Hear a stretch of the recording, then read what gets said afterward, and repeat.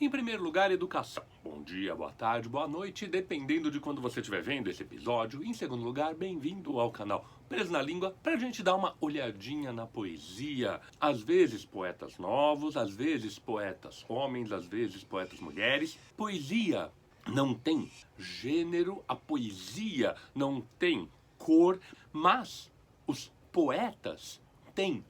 Os poetas têm cor, os poetas têm gênero, os poetas têm língua, os poetas têm cultura, e essas coisas todas determinam o que ele pode escrever. Lembrando que determinar não significa impor alguma coisa, mas criar limites. Para além daqui não é possível escrever.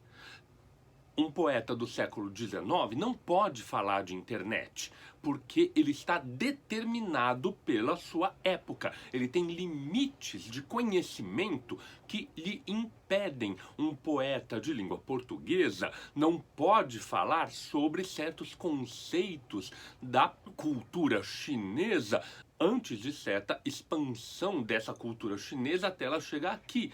Ou um poeta do período medieval não pode falar sobre a América ou sobre o Japão, porque não eram lugares conhecidos. As coisas estavam determinadas nesse sentido. E quando a gente está num período contemporâneo, ler poetas contemporâneos mostra as determinações que pra gente significam os limites dentro dos quais a nossa imaginação pode correr. Vamos olhar para a poesia? Olha pra poesia. Olha pra poesia. Olha pra poesia. Olha pra poesia. Olha pra poesia. Olha pra poesia. Olha pra poesia. Olha pra poesia.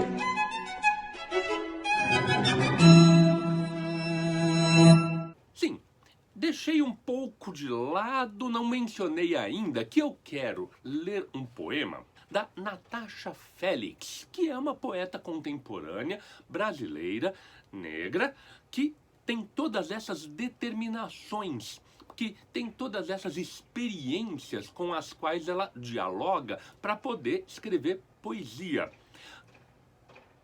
Não quero ficar falando muito, eu quero que a Natasha fale e que depois a gente ouça o que ela teve a falar, o que ela teve a publicar nesse livrinho brilhante que eu já citei antes e que quero voltar a ele algumas outras vezes, que é Os Nossos Poemas Conjuram e Gritam. Uma antologia de poetas negras brasileiras contemporâneas. Brilhante, com coisas fantásticas, inclusive este poema aqui, que se chama 8 Nomes Depois do Seu. 8 nomes depois do seu, poeira atrás de poeira. Sim, fiquei aqui, presa no cubo mágico, esperando as autoridades chegarem logo com reforços. Alguém que enumerasse as cores, qualquer um que soubesse o algoritmo de Deus. Movimentos fáceis, pré-ordenados. Em pouco tempo tudo se organizaria na minha cabeça. Ou, tanto faz, foda-se, alguém me tira daqui. Que resolvessem o enigma de uma vez, dedos quase dóceis, mãos de fada, me visitando todas as faces. Depois me beijariam na boca até que finalmente me fariam esquecer seu cabelo brigando contra o sol, crespo e invencível, seu casaco brigando contra o sol, cheiro de musgo, suor, aquela música que você fez pra mim. Qual matemática? Que solução? Se continuo bebendo feito uma raposa, vivendo com gente que ri de Babel? 8 nomes depois do seu, poeira atrás de poeira, sono após sono cruel. Um poema que tem uma série de marcas de contemporaneidade, os versos livres e brancos, os versos sem métrica, os versos sem rima, são típicos da modernidade, da dicção moderna, algumas imagens muito presentes, aquilo que eu tinha falado sobre a determinação. Ela fala dos algoritmos de Deus, ela fala do cubo mágico, essas imagens seriam absolutamente impensáveis num poema de 1950, porque nenhuma delas estava no horizonte de perspectivas dos escritores ou da cultura geral. Se tivesse, algoritmos era uma coisa que estava começando a ser mencionada, aí seria uma coisa de nicho. Hoje não é mais uma coisa de nicho, é um poema moderno. Um poema moderno que se estrutura de uma forma muito, quase tradicional, que é começar e terminar pela mesma imagem. 8 nomes depois do seu, poeira atrás de poeira. Esse verso, que é o primeiro e é o penúltimo, dá uma sensação de fechamento, dá uma sensação de autocontenção do texto, o que é uma coisa sempre bastante positiva. Eu, pessoalmente, gosto de coisas que se fecham, que se autocontêm. Agora, o que está autocontido aqui? São 2 grandes estrofes.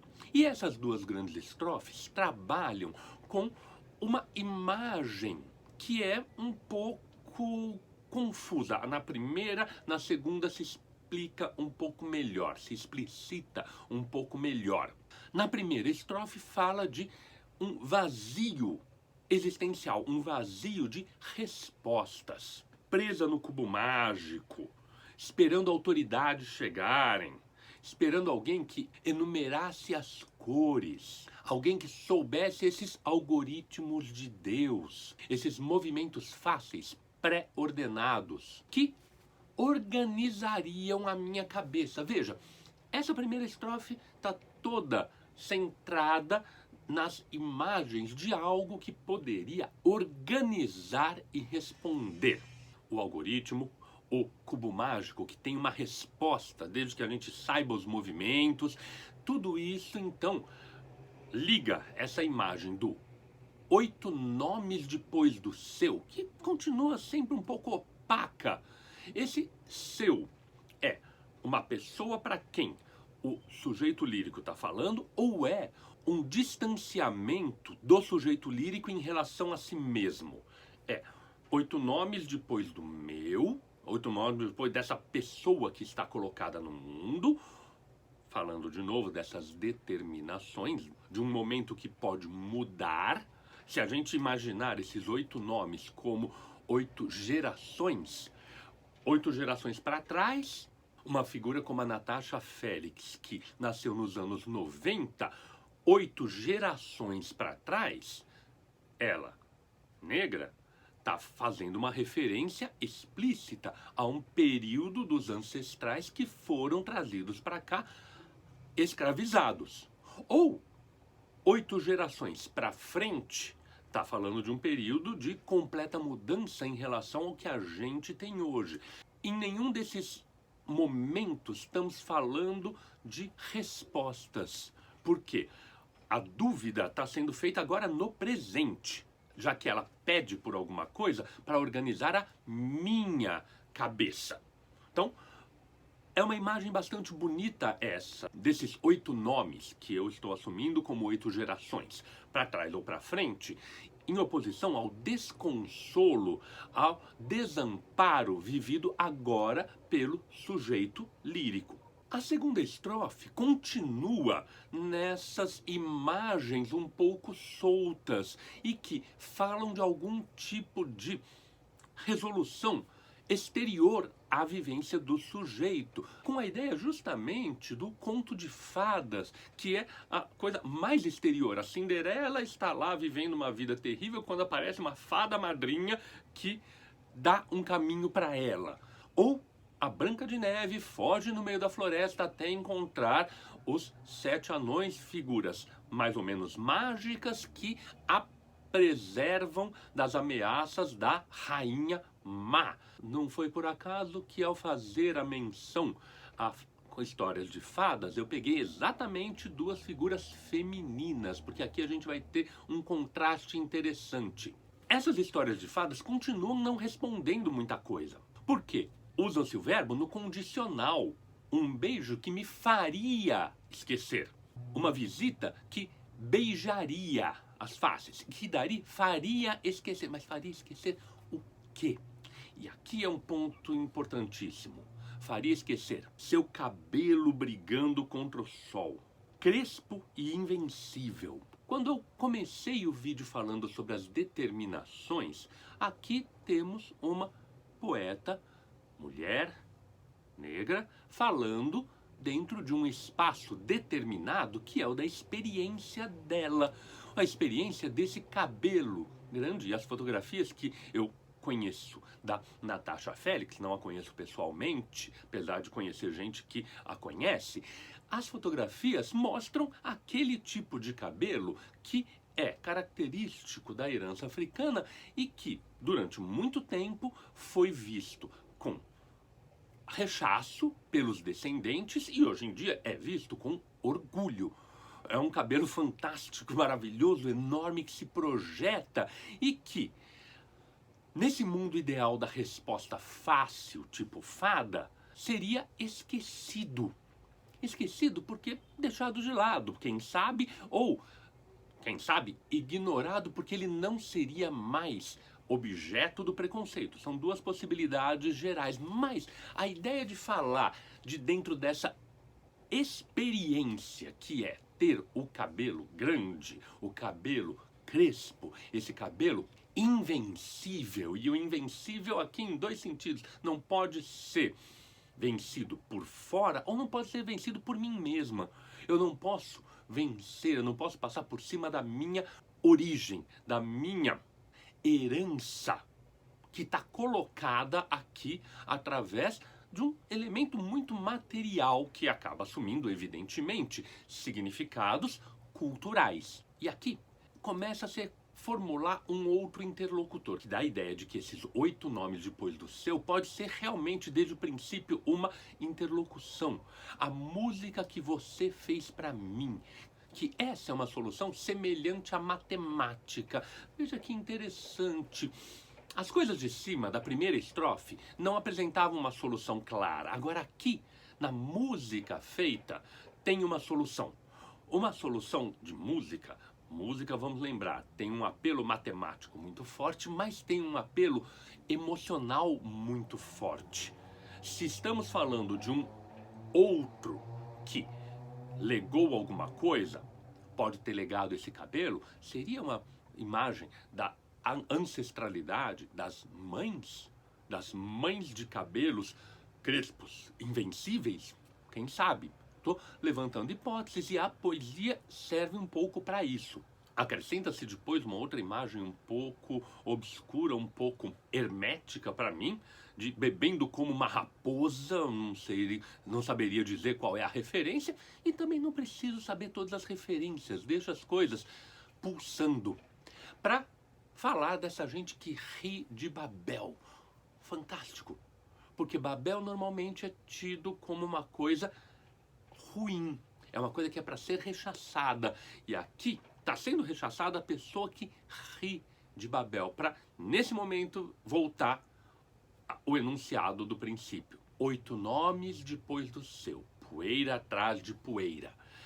Essa é um pouco a ideia, para voltar para sempre para o nosso santo padroeiro aqui, para o Mikhail Bakhtin, sobre o enunciado. O enunciado é sempre contextual. E muitas vezes o contexto é o contexto social, é o contexto material de enunciação, às vezes é o contexto interno. Aparecer esse verso depois de todo o texto enunciado faz com que ele mude de significado. Por isso também eu gosto desses poemas que começam e terminam com imagens semelhantes, porque eles ajudam a condensar, ajudam a ressignificar, ajudam a dar um norte para o leitor. Fazem com que o texto seja uma realidade autônoma, quase autônoma, porque, claro, vamos lembrar sempre que nada é autônomo. Para ser lido, precisa haver outros seres humanos lendo aquilo que foi escrito. Mas, isso à parte, voltemos ao próprio texto. Aparece justamente esses 8 nomes depois do seu, e essa poeira atrás de poeira, que eu não tinha referido muito até agora, porque é uma imagem que fica um pouco vaga. O que é a poeira? É algo que sobra? É algo que não tem importância ou é um vestígio? É algo que tentou ser apagado, mas ainda persiste?